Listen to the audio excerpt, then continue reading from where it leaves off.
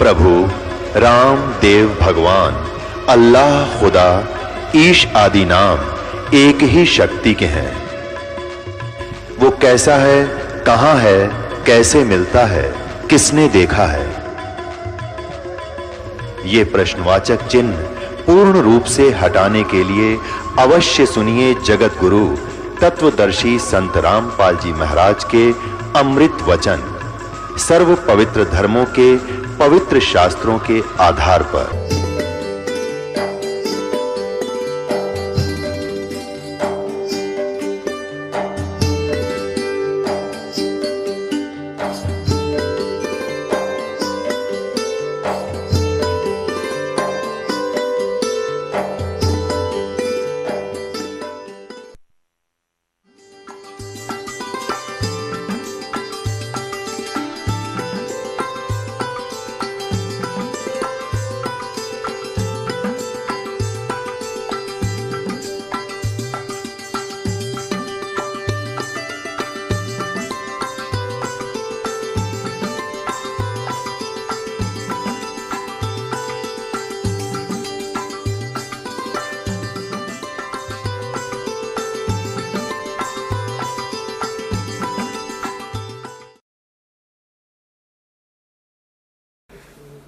सतगुरुदेव की जय।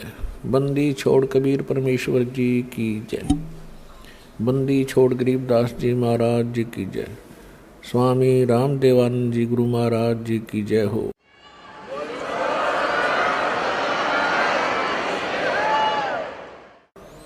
गरीब नमो नमो सतपुरुष को नमस्कार गुरु की नहीं।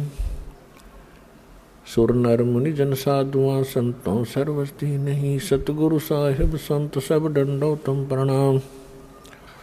आगे पीछे मध्य हुए तिनको जा कुर्बान। नराकार निर्विषम काल जाल वै बंधनम निर्लेपम निज निर्गुणम अकल अनुवेशंदनम।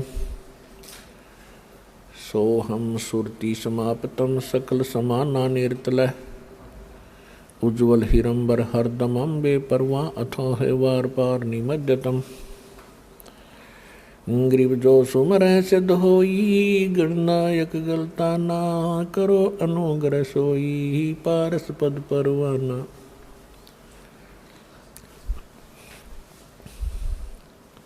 आदि गणेश बनाओ गणनायक देवन देवा। चरण कमल लो लाऊं आद्यंत करूं सेवा। परम शक्ति संगीतम रिद्धि सिद्धि दाता सोई। अवगत गुण अतीतम सत्य पुरुष निर्मोही। जगदम्बा जगदीशम मंगल रूप मुरारी। तन मन अर्पों शीशम भक्ति मुक्ति भंडारी। सुर नर मुनि जन ध्यावे ब्रह्मा विष्णु महेशा। शेष सहस मुख गावे पूज्य आदि गणेशा। इंद्र कुबेर सरीखा वरुण धर्म राय ध्यावे। समरथ जीवन जी का मन इच्छा फल पावे। 33 कोटि अदारा ध्यावे शेष 88। उतरे बहु जल पारा कट है यम की फांसी। 33 कोटि अदारा ध्यावे शेष 88। उतरे बहु जल पारा कट है यम की फांसी।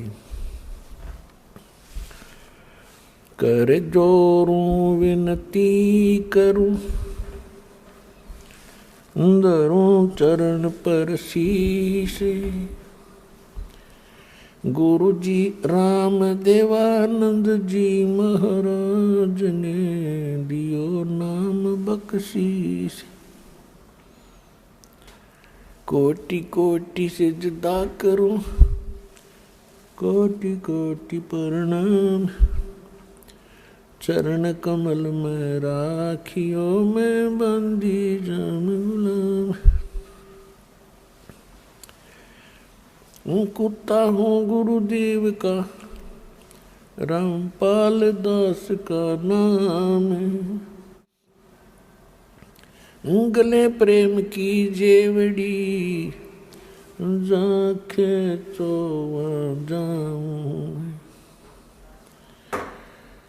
तो करो तो बावड़ो,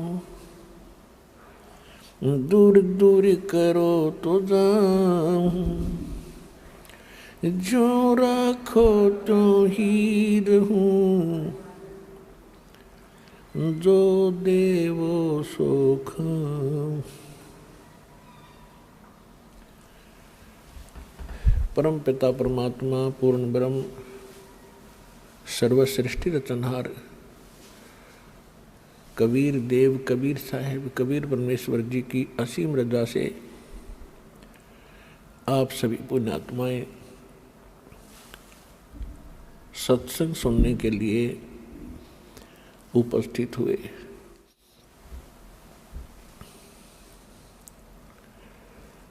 परमात्मा सत्संग करने के लिए स्वयं ही आते हैं सतलोक से चलकर।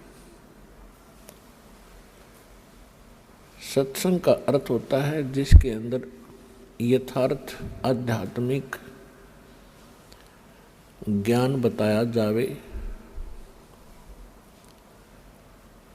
और उसके अतिरिक्त कहीं पर भी सत्संग के नाम से कोई चर्चाएं होती हैं जो यथार्थ ज्ञान नहीं होता, तत्व ज्ञान नहीं होता, तो वो सत्संग नहीं होता। तो सबसे पहले तो मनुष्य जीवन प्राप्त होना ही बहुत ही दुर्लभ बताया। मनुष्य जीवन प्राप्त करके फिर सत्संग का मिलना उससे भी दुर्लभ है। और आज आपको वो दोनों ही सुलभ हैं। तो पुण्यात्मा, आपकी पूर्व जन्म की जो किस्मत है, संस्कार हैं, वो दिव्य हैं, अलौकिक हैं, अथाह हैं। सूक्ष्म वेद में बताया है कि लख बर सूरा जो दही, लख बर सावत दे, लख बर यति जहान में तब सतगुरु शरणा ले। जो इतने पुण्यकर्मी प्राणी रहे हों कभी युग युगांतरों में,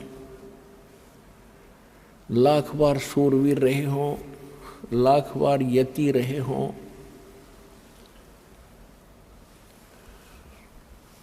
और लाखों बार कभी आप सावत शरीर प्राप्त हुआ हो, ये तीनों जन्म बहुत ही पुण्यकर्मी प्राणी को प्राप्त होते हैं। और वो लाखों बार प्राप्त होने तब ये संत सतगुरु मिलते हैं, परमात्मा शरण में लेते हैं।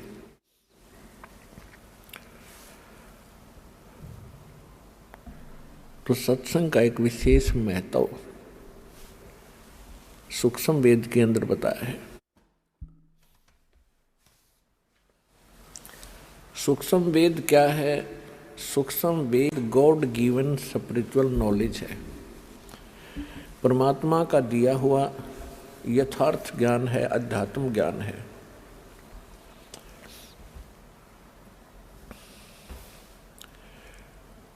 और वो ज्ञान प्राप्त ही करके हम परमात्मा प्राप्ति कर सकते हैं, अन्यथा और उसका कोई विकल्प नहीं है। पुण्यात्माओं, जब तक हम सत्संग में नहीं आते हैं, हमें सत्संग प्राप्त नहीं होता है, तब तक हम चाहे कितने ही धनी हों, कितने ही हम ऊंच पोस्ट प्राप्त हो,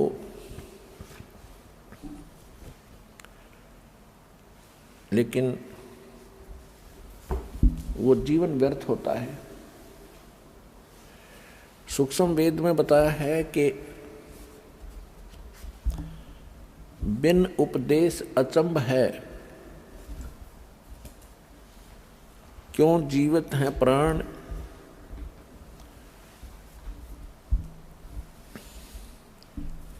और भक्ति बिना काठोर है, ये नर नाही पाषाण। क्या बताते हैं कि जो व्यक्ति परमात्मा की साधना नहीं करते, हमें बहुत आश्चर्य है कि वो किस आधार से जी रहे हैं, किसको आधार मानकर संसार में रह रहे हैं।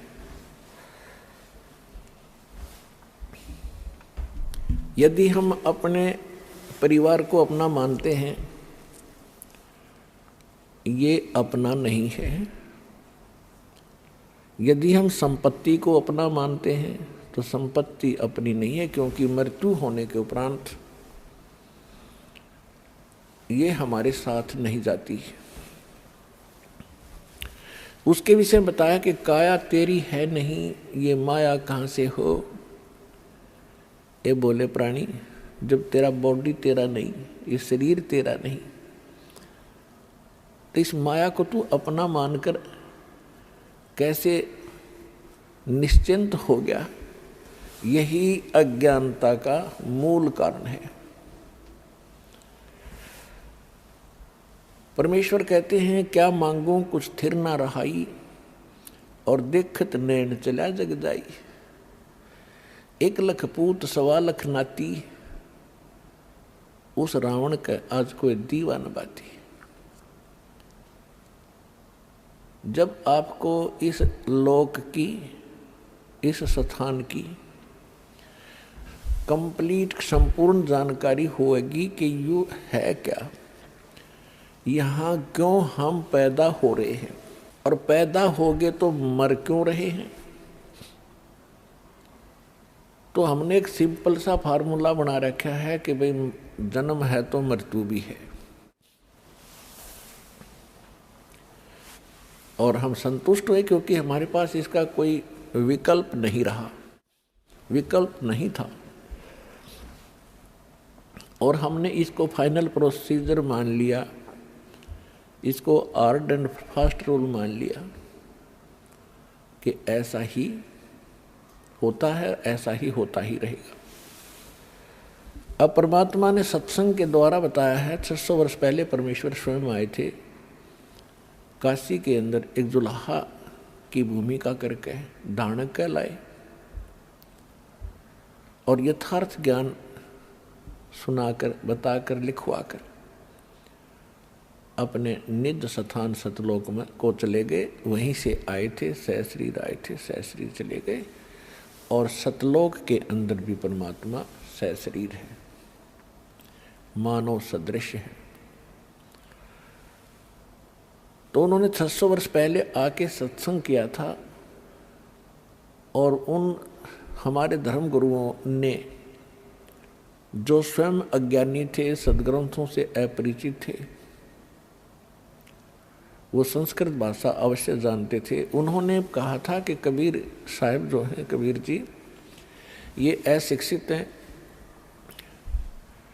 ये सदग्रंथों को समझ नहीं पा रहे हैं, इसलिए ये सदग्रंथों के विपरीत बता रहे हैं, जबकि वो स्वयं विपरीत बता रहे थे, परमात्मा सत्य कह रहे थे। उसमें हमने उस अज्ञान को, जो हमारे धर्म गुरु कहा करते थे, सच्चा मान लिया, और हम परमात्मा से दूर हो गए। अब परमेश्वर ने उस समय कहा था कि जब कलयुग 5500 वर्ष बीत जाएगा, चौथा युग जब कलयुग आई, तब हम अपना अंश पठाई। और कलयुग बीते 5505, जब ये वचन मेरा होगा साचा। कौन सा वचन? काल फंद छूटे नरलोई, सकल सृष्टि परवानी खोई। कि जब कलयुग की बिचली पीढ़ी का समय आवेगा, 5500 वर्ष कलयुग बीत जाएगा, उस समय पूरा विश्व इस सत साधना को लेकर के, सतनाम को प्राप्त करके पूरा विश्व भक्ति करेगा। परमात्मा के बच्चे भगवान को पहचानेंगे और सतलोक चले जाएंगे। तो परमात्मा ने कहा था कि जो आज मैं कह रहा हूं, ये 5500 वर्ष जब बीत जाएंगे, तब आपको विश्वास होगा कि सचमुच सच्चाई क्या है और ये धर्मगुरु क्या बता रहे थे, परमात्मा क्या बताया करते थे। जो परमेश्वर 600 वर्ष पहले बताया करते थे, आज हमारे सदग्रंथों ने भी वही कहा और वही सेकंड किया, उसका समर्थन किया। तो पुण्यात्माओं, परमात्मा कहते हैं कि इस सत्संग में आने से ज्ञान हुआ कि यहाँ आप किस आशा को लेकर जी रहे हो।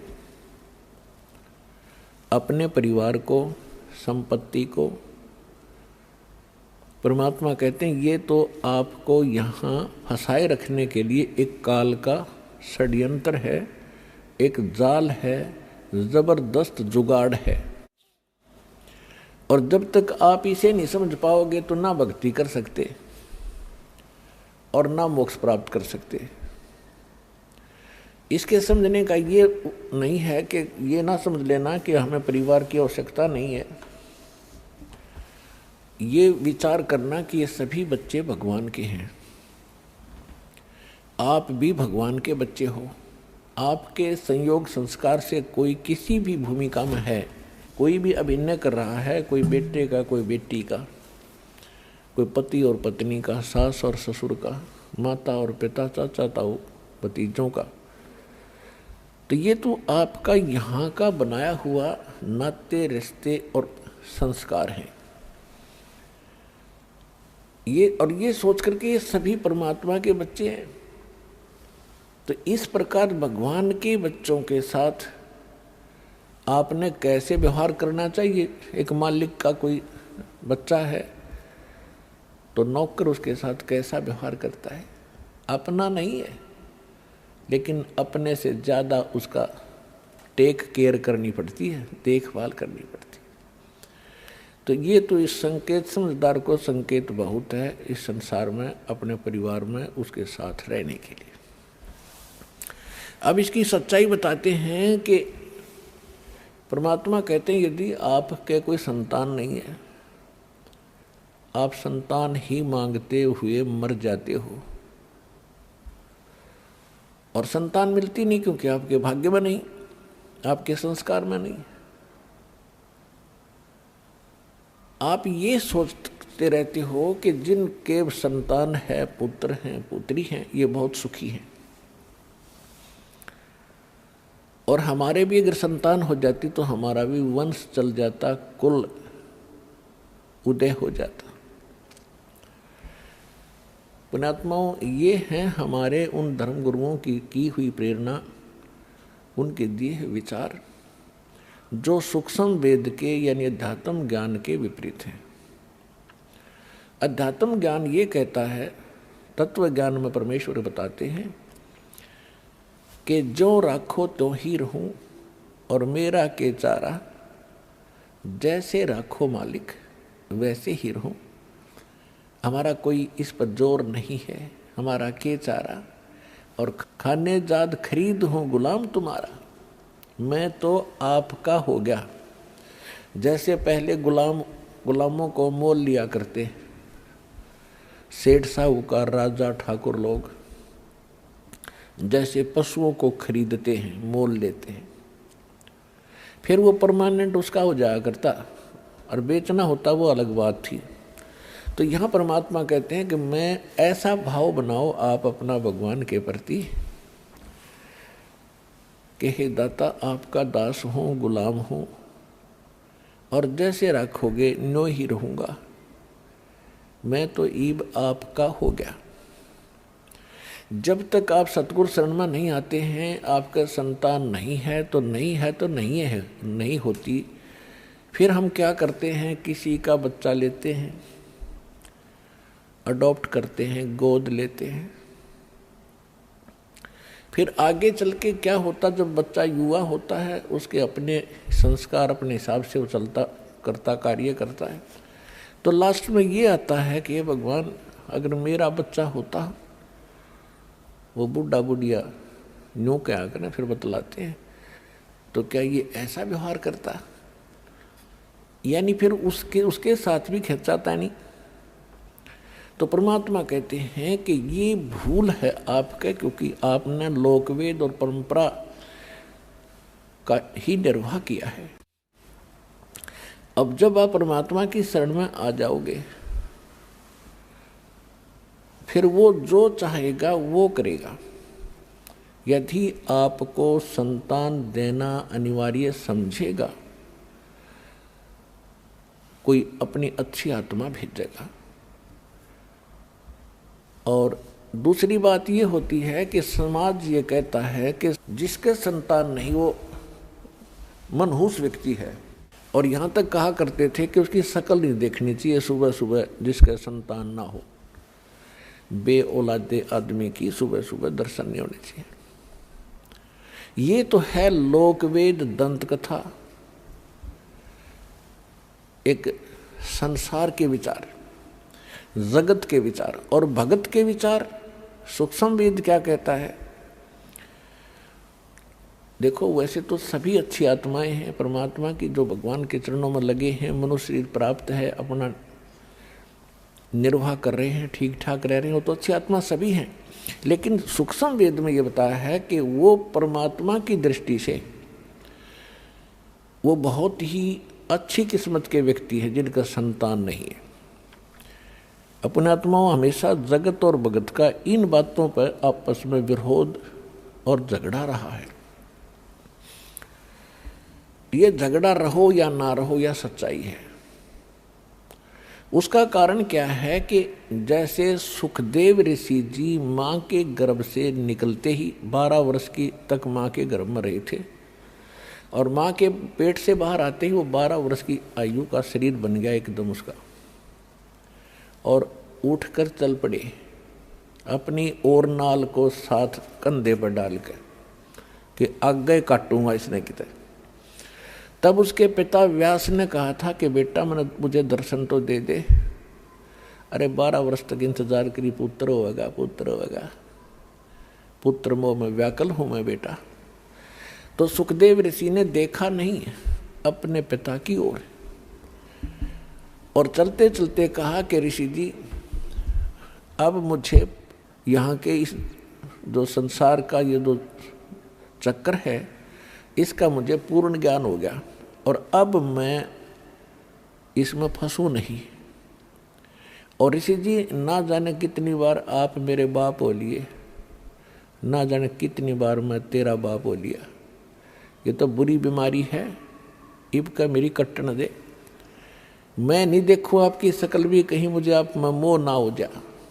ये मोह एक बहुत बुरी जबरदस्त बीमारी है। तो सूक्ष्म वेद में कहा है कि सुखदेव ऋषि क्या बोले? एक लेवा एक देवा दूतम, और कोई किसी का पिता नहीं पूतम। ऋण संबंध जुड़ा एक ठाठा, अंत में सब 12 बाटा। आज आप कितने प्यार से रह रहे हो, आपके बेटा बेटी कितनी अच्छे लगते हैं भी अच्छे, सबको प्यार लगता है क्योंकि यहाँ रह रहे हैं ठाठ से उनके साथ। 1 मिनट में मृत्यु हो जा, बेटा मर जाए, बेटी मर जाए, आप मर जाओ, पूरा परिवार नाश हो जाता है।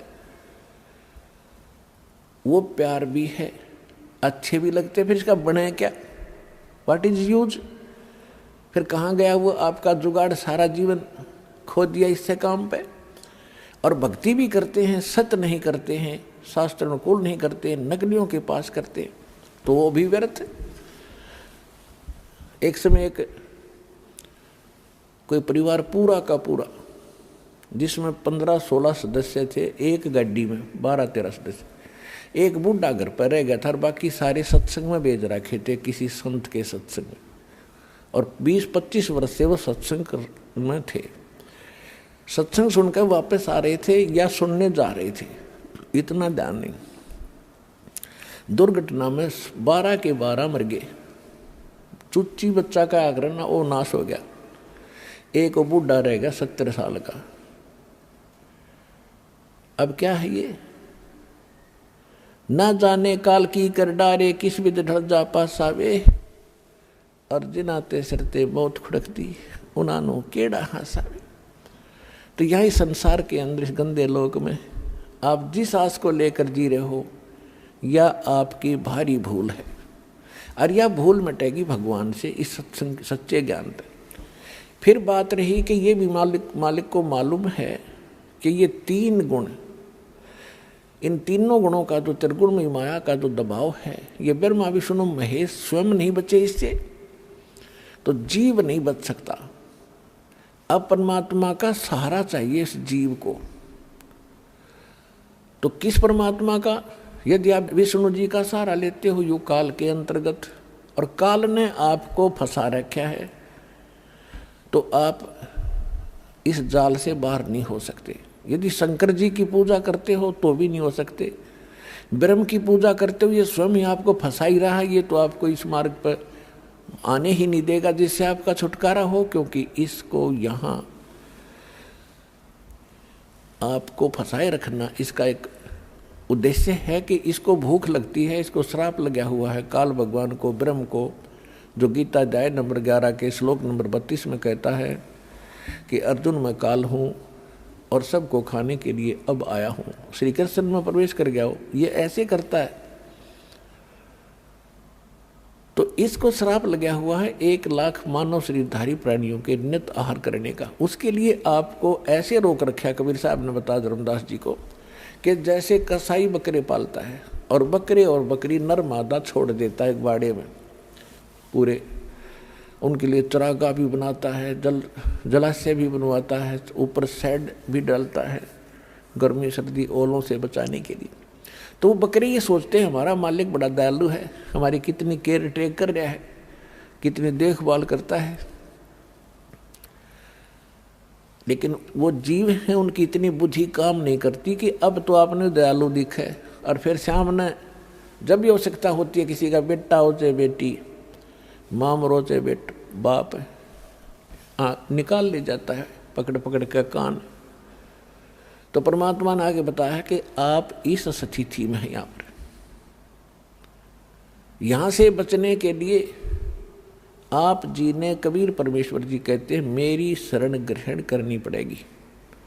फिर मैं आपको काल से अपनी फर्द में अपने नाम करा लूँगा, फिर ये तुम्हारे से कुछ नहीं मांगेगा।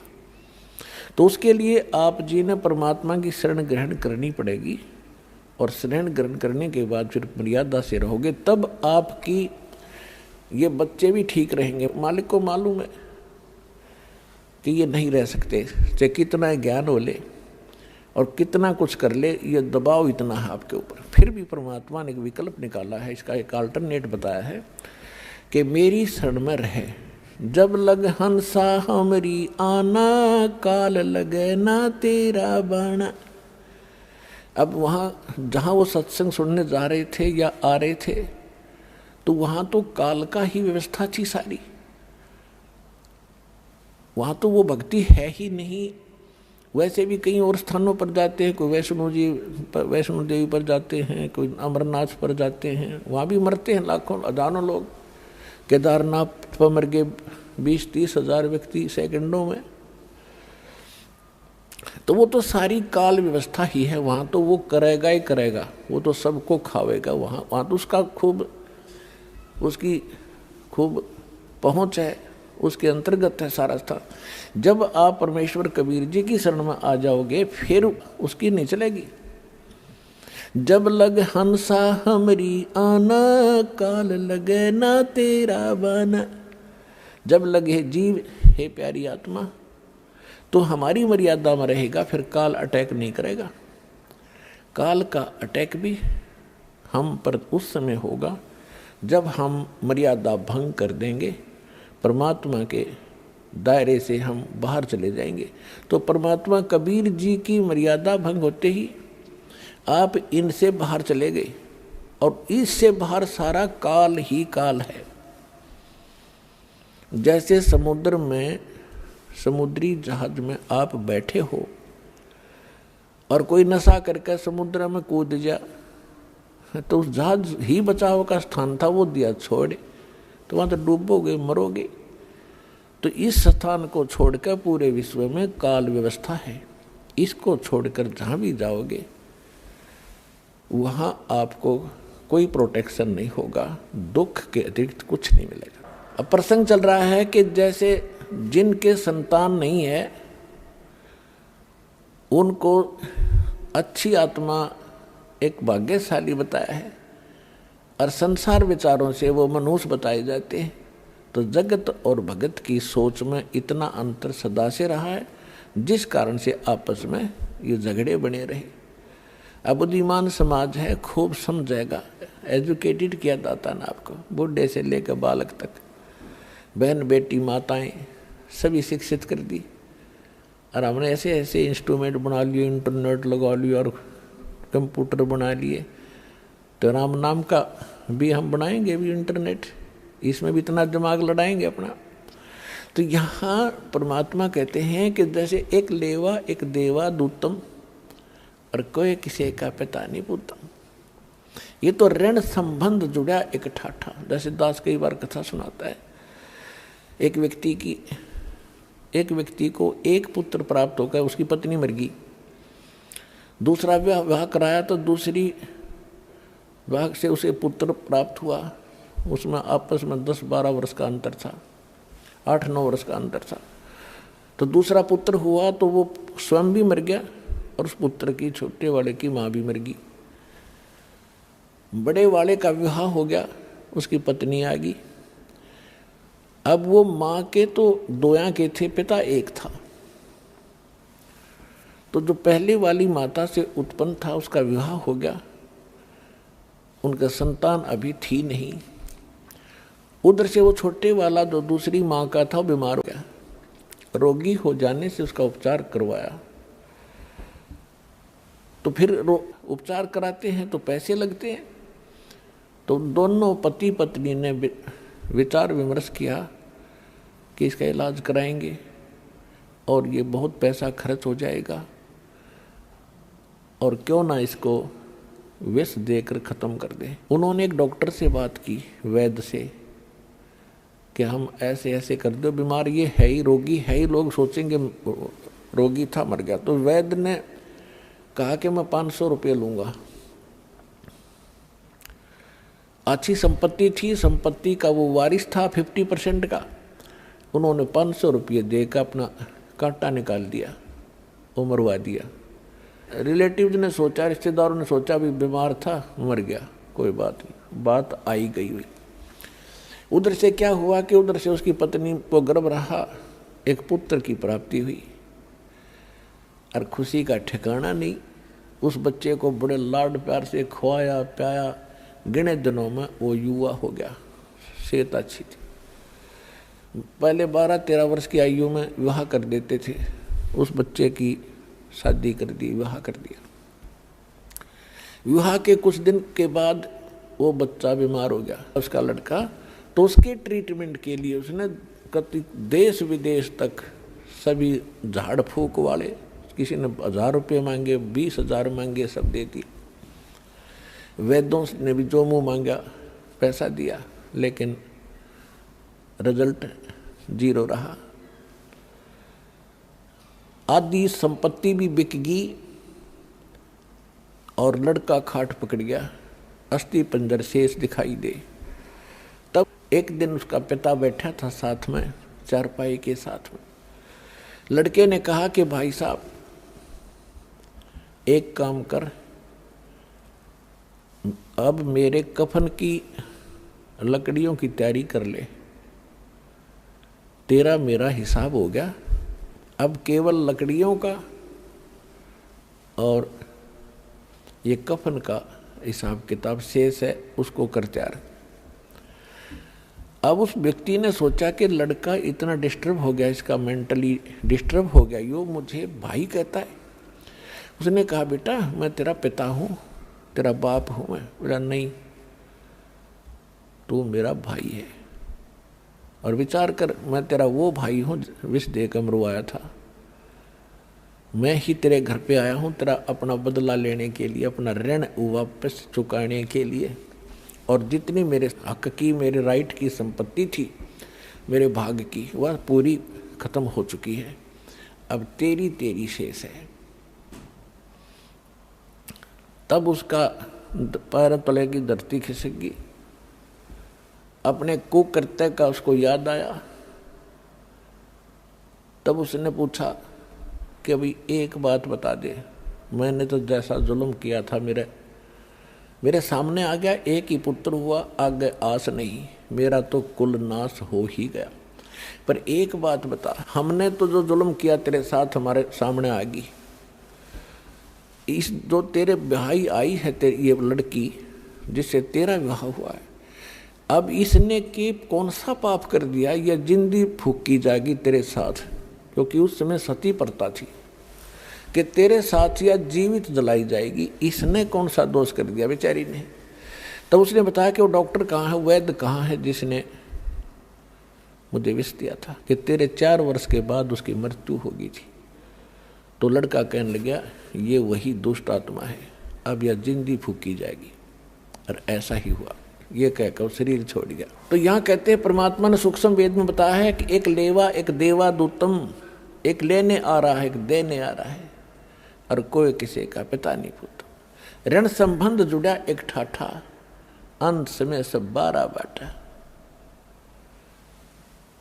और इसको फाइनल समझ लेना, जो भी आपका बेटा है या बेटी है, पिता या पुत्र है या माता है, पत्नी है, ये आपका लेन देन कोई ऋण है इनके साथ, ये पूरा करना पड़ेगा। अब ये है कि जैसे हमने किसी का ऋण देना है और हमारी इनकम इतनी है नहीं, तो हम हमेशा भयभीत से रहते हैं, लज्जित से रहते हैं। और यदि हमारी इनकम ठीक हो जाए तो ऋण दे देंगे, खुश होकर, क्या होगा, ऋण हो भी जाता है, कोई बड़ी बात नहीं। तो अब परमात्मा आपको ऐसी नौकरी देगा, ऐसी भक्ति देगा, उसकी मजदूरी करियो, और इससे आपके वो ऋण बहुत आसानी से सुलझ जाएंगे, बेटे का हो चाहे बेटी का हो। और फिर समर्थ के पास एक पावर है, मासा घटे न तिल बधे, विद ना लिखे जो लेख, सच्चा सतगुरु मेट कर ऊपर मार दे मेघ। आपका आपस का कोई ऋण देन है, आप शरण में आगे परमात्मा की, वो कैंसिल कर देगा। जा भाई मेरा तो ऋण था यो, और माफ़ कर दिया, बच्चों को मैं दूंगा तुम्हारे, इनको पालूंगा पोसूंगा, इनके संस्कार बनाऊंगा, आप हो ऋण मुक्त, आप भी पार, ये बच्चे भी पार हो जाएंगे। तो ऋण खत्म कर दिया दोनों का। जैसे एक बार सरकार ने, जो सरकार से लोन ले रखा था लोगों ने, गना हो गया था, ब्याज पे ब्याज चले था, बहुत परेशानियां थी। कुछ एक तो किसान आत्महत्या भी कर गए थे ऋण के मारे। फिर सरकार ने वो माफ़ कर दिया, हो गया बरी, बस खत्म हुई, टेंशन खत्म होगी। तो इसी प्रकार यह सच्ची सरकार है कबीर परमात्मा, आपके सारे ऋण माफ़ कर देगी, एक दूसरे का जेड़ा जो है कति सुलझा देगी, और फिर भक्ति करेंगे। ऐसा विधान बनाया जाएगा पुण्यात्मा, और सबको स्वीकार्य होगा इस ज्ञान के आधार से।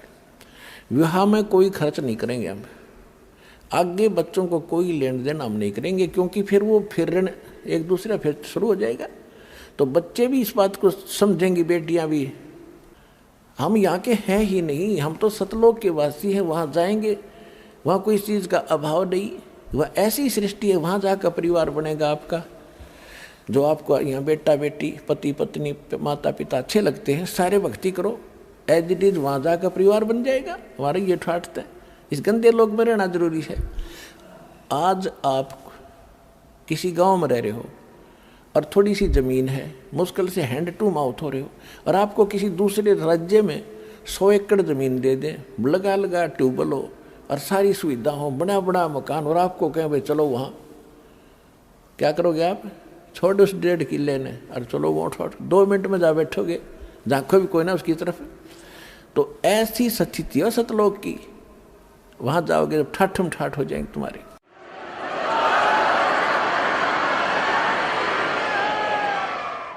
तो यहाँ परमात्मा कहते हैं कि मेरी शरण में आने के बाद फिर मैं आपके सारे संस्कार खत्म करवाऊंगा। और पुण्यात्मा भगत तो वही होगा जो संसारिक परंपराओं से दूर हटेगा, तभी भक्ति करने के ना तो कर ही नहीं सकते भक्ति। अब आपने भक्ति मार्ग के सफर पर चलना है, और यात्री कम से कम वजन लेकर चलता है, कम से कम। और जब वो सारे घर न लाद कर चाल पड़े तो क्या कदम चलेगा? नहीं चल सकता। तो सभी परंपराओं को हमने हटाना पड़ेगा, और ज्ञान से हटेंगी, ये ऐसी बात नहीं है, ज्ञान से हटेंगी। तो इस प्रकार हम इस मार्ग को आगे चलेंगे। संस्कार भगवान के हाथ में है, पल में पता नहीं कहते क्या कर दे परमात्मा। अपने आत्मा सभी इस समय के विषय में, जो वर्तमान में समय चल रहा है, अब बात चल रही है संस्कार की, कि परमात्मा अपने भक्तों के संस्कार समाप्त कर देगा और अपने कोटे से फिर उनकी पूर्ति करेगा। तो फिर हम भक्ति भी कर सकते हैं, परमात्मा की सेवा भी कर सकते हैं और अपने मोक्ष भी प्राप्त कर सकते हैं।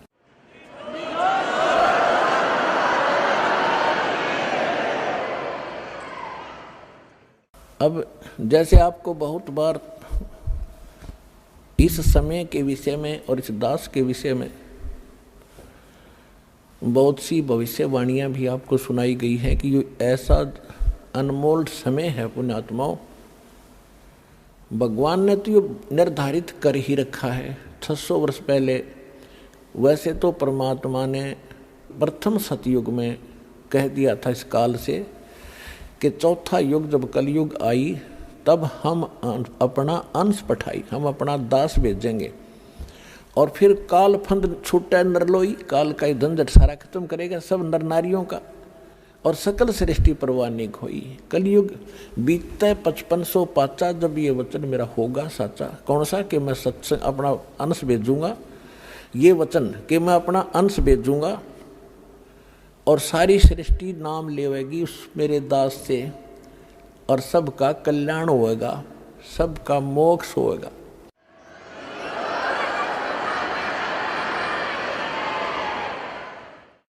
और फिर बताया है कि कलयुग बीत जावे जब एता, यानी 5500 वर्ष बीत जाएगा जब कलयुग, सभी प्राणी परम पुरुष पद चेता, सभी प्राणी उस परमात्मा के उस परम पद के जानकार हो जाएंगे। कौन से के? गीता अध्याय नंबर 18 के श्लोक नंबर 62 में, गीता अध्याय नंबर 15 के श्लोक नंबर 4 में कहा कि अर्जुन तू सर्वभाव से उस परमेश्वर की शरण में जा, उसकी कृपा से तो परम शांति को और सनातन परम धाम को प्राप्त होगा। शाश्वत स्थान, कभी नाश में न आने वाले को शाश्वत स्थान कहते हैं, उसको सतलोक कहते हैं। लोक माने धाम, स्थान। गीता अध्याय नंबर 15 के श्लोक नंबर 4 में कहा कि तत्वदर्शी संत की प्राप्ति के उपरांत परमेश्वर के उस परम पद की खोज करनी चाहिए जहाँ जाने के बाद साधक फिर कभी जन्म मृत्यु में नहीं आते। तो यहाँ बताया है कि जब 5500 वर्ष बीतेगा, हमने आज तक पता ही नहीं था सतलोक भी कोई स्थान है। अरे राधा स्वामी वाले दंड सतगुरु वाले ये सतलोक करे थे, का नहीं पता था। वो सतनाम, वो स्वर नाम, वो स्वर शब्द, वो सतपुरुष और वो सतनाम, वो राधा स्वामी धाम, खकता इनका पता। तो हमने परम पद का कभी सुना भी नहीं था सतलोक के बारे में, और आज बच्चे बच्चे के मुंह पर हो गया। बच्चे बच्चे की जुबान पे सतलोक सचखंड जावाएंगे, जैसे दास मिल रहा था बच्चों से, संगत से। एक छोटा सा बालक अपनी माँ की गोदी में, अनु क्या गुरु जी सतलोक चालो न, चालो चलेंगे। मैंने कहा बेटा भाई विमान आवेगा जब चलेंगे, अभी विमान आने वाला है।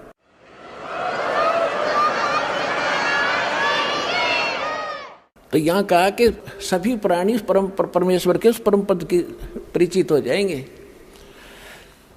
तो उसी के विषय में जैसे आपने कल भी सत्संग में सुना था, एक फ्लोरेंस नाम की भविष्य वक्ता अमेरिका की थी, वो भारत के संत के बारे में गुणगान कर रही है। नास्ट्रेदम्स फ्रांस का रहने वाला था, वो भी कहता है भारत में एक महापुरुष संत आएगा जो पूरे विश्व को सच्चा ज्ञान देगा और एक सबद समाज की स्थापना करेगा, विकार रहित होगा, आपस में बुराई नहीं रहेगी, लड़ाई नहीं रहेगी। तो उसी के संबंध में थोड़ी सी और सुनाते हैं आपको। एक ये पुस्तक है, पुरानी सी हाथ लगी है किसी भगत का। ये हमारे भगत तक खोजी हो गए, उनको कहीं पर भी कोई सुराख मिलता है उनको तो पता ही लग जाता है ये किसके विषय में बोल रखा है। अब नास्त्रेदम्स की भविष्यवाणी या किसी भी संत की, उस संत के विषय में जो भविष्यवाणी है, कोई किसी पर सेट कर रहा है, कोई किसी पर कर रहा है, वह पूरी हो ही नहीं सकती। अब हाथी के कपड़े को, अस्त्र को और जोटे पर धर कर देखे कीता होगा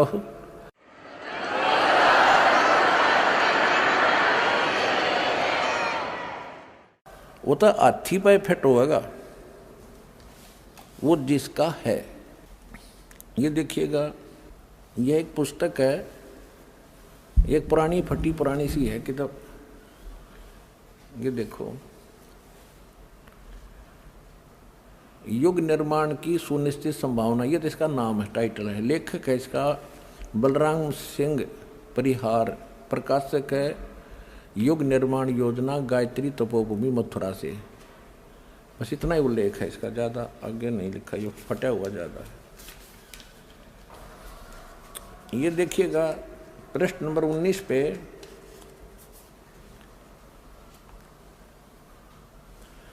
ये पृष्ठ नंबर 19 है। इसके पृष्ठ नंबर 19 पे यानी 19 पे क्या लिखा है कि स्वाधीनता यानी आज़ादी के 4 वर्ष बाद एक शक्तिशाली धार्मिक संस्था प्रकाश में आएगी और सारे संसार का उद्धार करेगी। उद्धारक इस संस्था का स्वामी संचालक होगा। अब यहाँ ये क्या है कि किसी एक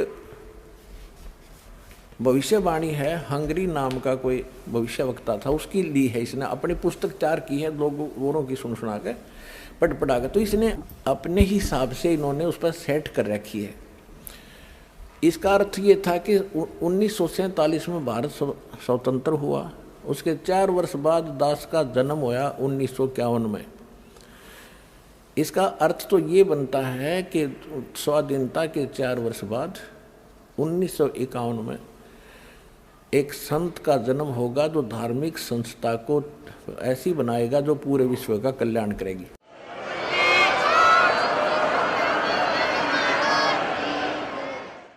यहाँ थोड़ी सी गड़बड़ कर जाते हैं, अब और दिखाते हैं। ये देखिएगा, ये 23 पृष्ठ पे है, ये 23 पृष्ठ है। इस 23 पृष्ठ पे यहाँ लिखा है, इस संगठन का स्वामी संचालक कोई गृहस्थ व्यक्ति होगा। अब तक दुनिया में सबसे बड़े विचारक के रूप में ख्याति प्राप्त करेगा। वह व्यक्ति सामाजिक उत्तरदायित्वों से लेकर संसार के सब देश शांतिपूर्ण कैसे रहें उसकी यह व्यवस्थित आचार संहिता तैयार करेगा। उसके जीवन भर के संग्रहित विचारों को यदि एक पुस्तक में लिखा जाए तो बहुत बड़ी पुस्तक बन जाएगी। इसका अर्थ ये है। यहाँ एक 29 पृष्ठ पे देखिएगा, 29 पृष्ठ पे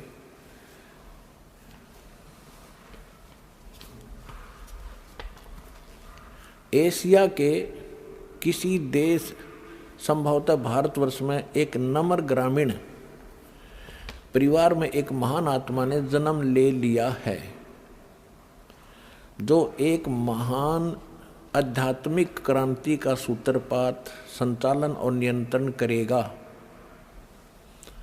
इसके पीछे क्रियाशील आत्माओं की शक्ति होगी जो संसार की वर्तमान विकृत परिस्थितियों को बदल डालेंगी।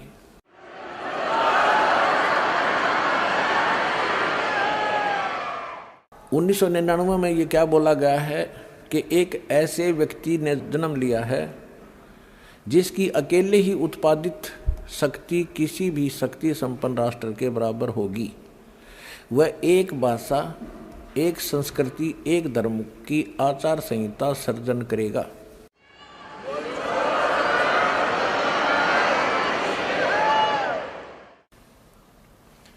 यहां देखिएगा 43 पृष्ठ पे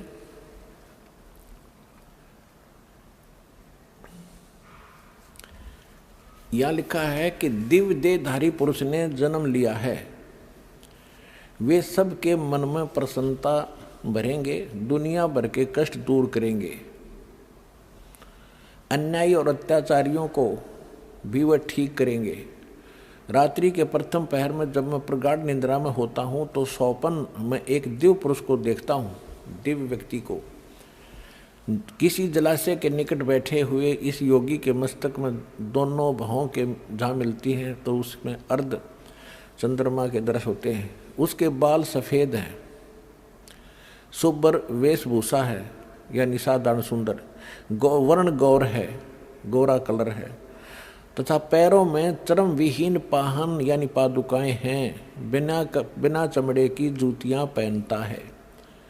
आज तो हमने पूरे अनुयायियों से कोई बैन लगा रखा है कि चमड़े की जूती तुमने पहननी है नहीं, मैं तो पैरूं था कितने।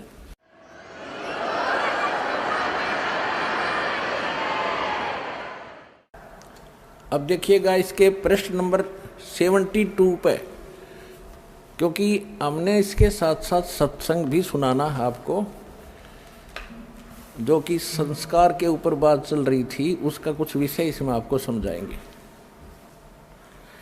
इसके 72 पृष्ठ पर देखिएगा, यहाँ लिखा है कि इतिहास के अद्वितीय महापुरुष के बारे में नॉस्ट्रेडमस ने भी कुछ संकेत दिए हैं। उसके मस्तक में चंद्रमा होगा, वेशभूषा बहुत सादी होगी, यानी लाल पीले कपड़े नहीं होंगे, उसके लंगोट लंगाट बांध कर नहीं घूमेगा। 2 विवाह होंगे, 2 पुत्र होंगे, 2 पुत्रियां होंगी। अब यहाँ इसके ऊपर थोड़ा सा आपको संस्कार का भी बताऊंगा कि जैसे इसने लिखा है नॉस्ट्रेडमस जी ने कि उसके 2 पुत्र होंगे, 2 पुत्री होंगी, 10 के 4 संतान है, एज इट इज। और जो ये भविष्य वक्ता होते हैं या दार्शनिक होते हैं, इनको जो भी होना है, जो भगवान ने निर्धारित कर रखा है, वो ही देख सकते हैं।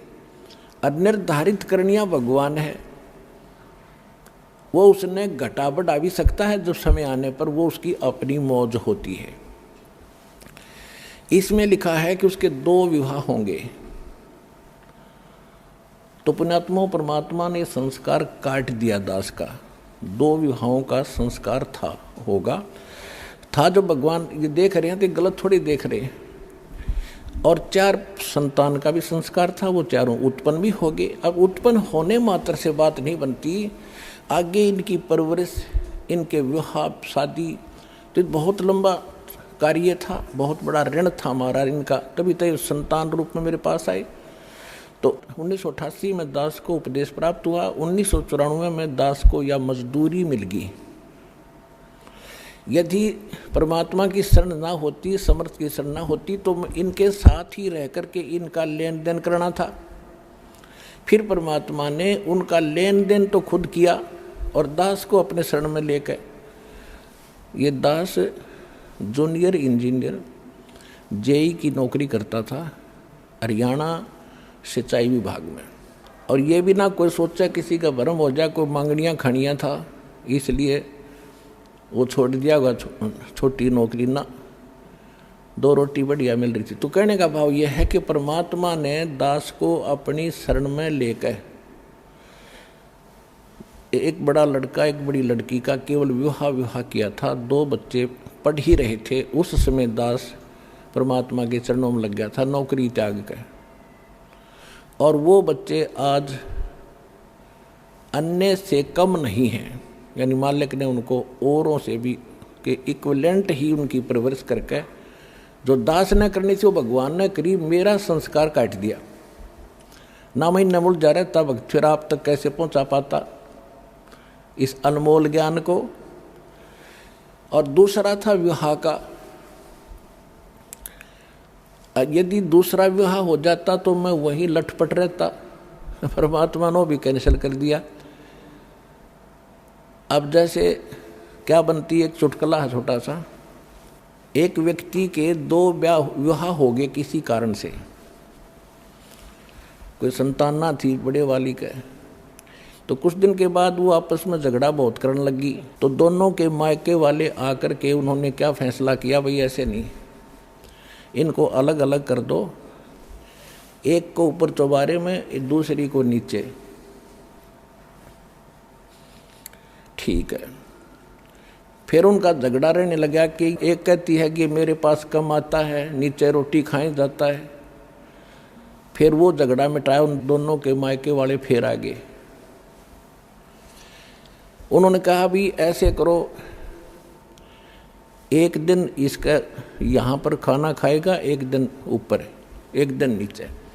उन्होंने कह दिया भी प्रथम एक कम ने तो नीचे, और द्वितीय न ऊपर, तृतीय न नीचे, चतुर्थी न ऊपर, ऐसे खाएगा। ठीक है। एक दिन क्या हुआ, वो छठ और सातम इकट्ठी होगी। अब जो ही वो दरवाजे में आया, नीचे वाली ने उड़े पकड़ लिया हाथ, ऊपर वाली ने दूसरा पकड़ लिया, उसने खींच के लेगी ऊपर ने, जिन्ने में गए। फिर वह भाग के लाई नीचे घसीट के, उसने अगनाथ सातम है, वह क्या छठ है, उसके गोड्डे फोड़ दिए रिहर्सल करके। तो पुण्यात्माओं, 2 विवाह हो जाते थे, मेरे उड़े गोड्डे फूटे जाते। परमात्मा ने दया कर दी, एक कम साथ दी। फिर क्या हुआ, क्योंकि ये 2 विवाह इतने बुरे बताए हैं कि एक बार उसी व्यक्ति का चोरी होगी, चोर पकड़ लिया, पंचायत हुई, पंचायत में फैसला हुआ भाई जिसका धन जा रहा है वो बता दे इसको क्या सजा दें। और जिसके 2 ब्याह हो रहे थे, दुखी छक्कर था, इन्होंने बोला इसके 2 ब्याह कर दो, और छठ सातम इकट्ठी होगी जब देखूंगा इसने।